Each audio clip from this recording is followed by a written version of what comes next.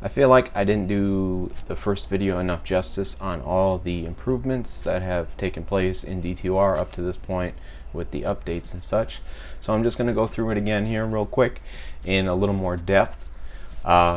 Those were the preset events and activities, and if you saw in the top right hand corner under game name, all it does is create a name, a default name, and then puts numbers after it.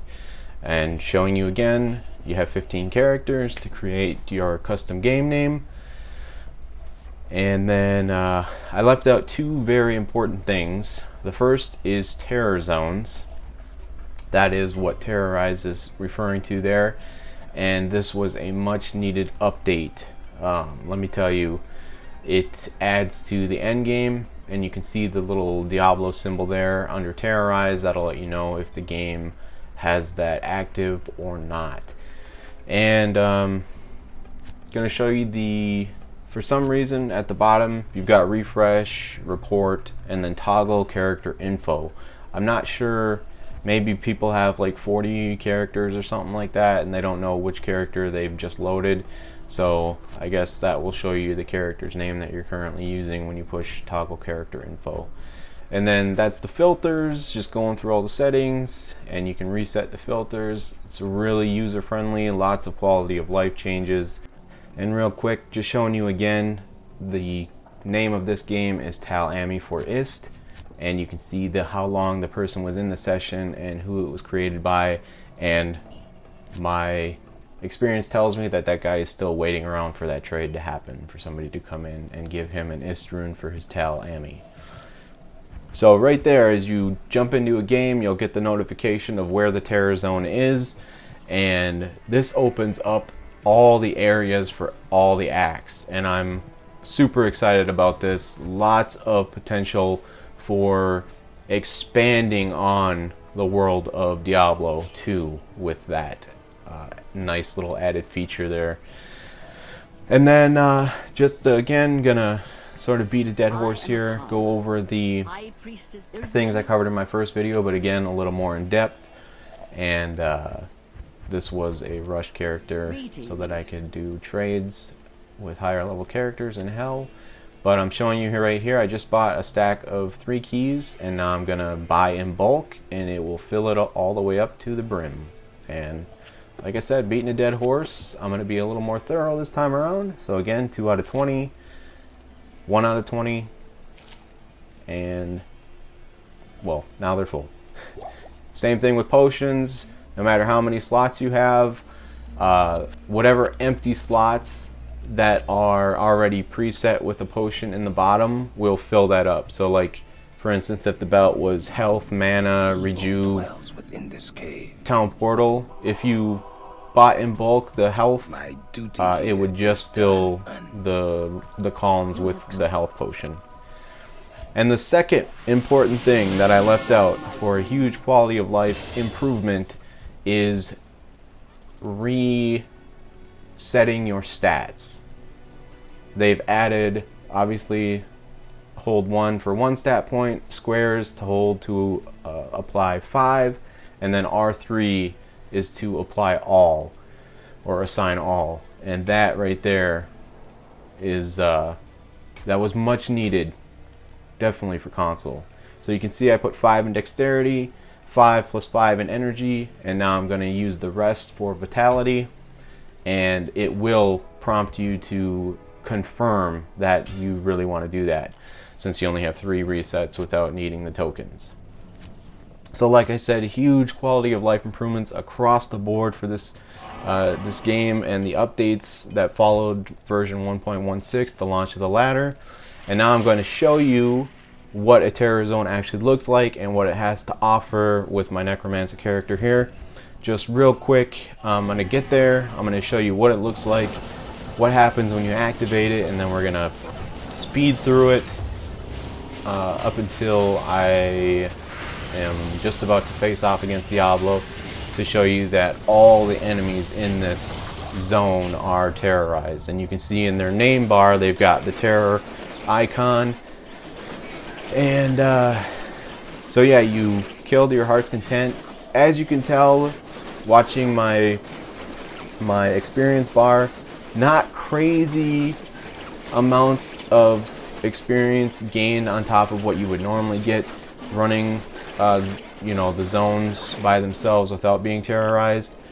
But you know, you can't win them all. You can't have your cake and eat it too. So I'll take what they're giving. I'm really stoked for this because, like I said, it opens up all the areas of all the acts for people to just run into other players, you know, being in, aside from all the 20-year-old frickin' go-to hotspots. So I'm excited about that. And I did want to show you real quick, bringing it back into real time, that there are still some areas where they can add and improve on things. And, you know, like I said, the best is yet to come, in my honest opinion. But as you can see, you can identify from your inventory into the cube, but you can't do the reverse. So just for inventory management, I believe it would be better to have your tomes in the cube, and being able to use the tomes while they're in the cube, but you still can't do that for whatever reason. But like I said, these guys are clearly being proactive with these updates and actually improving the overall enjoyment from this game and what it has to offer. So like I said, you know, things are going to continue to change and improve, and I see the best is yet to come in that regards.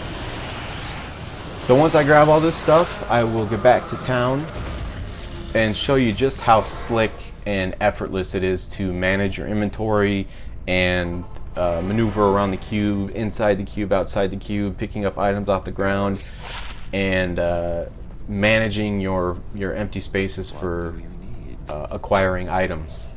So here we go. I'm going to show you how slick this is. I mean, it's flawless. Like, it's just, it looks effortless, smooth, silky smooth. Look at this. Boom, boom, boom. Everything's in the cube. And if you want to quick empty your cube, you just drop the cube. But like I said, I'm showing you real quick just how smooth and efficient this is now. What do you need? And another nice thing about terror zones, if you have them active, and in order to unlock them, I believe you need to beat Bale with your actual character for that game mode.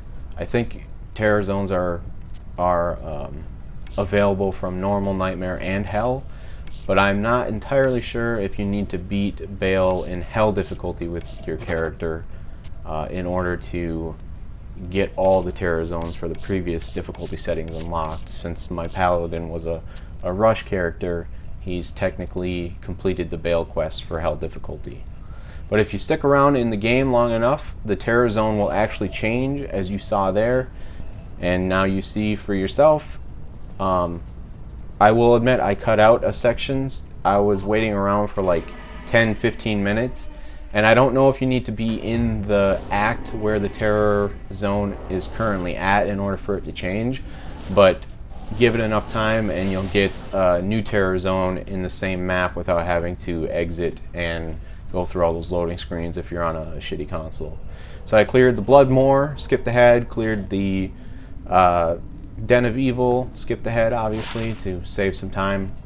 But like I said, still some things I would like to see, most of which is a number count of how many potions or items are in each column of your belt, so you don't have to keep pushing start to expand your belt to see, oh, I still have 3 health potions, I still have 2 full rejuve potions, you know, things of that nature, because then you could just be on the fly without any issues whatsoever, and it would be almost the equivalent to playing on PC.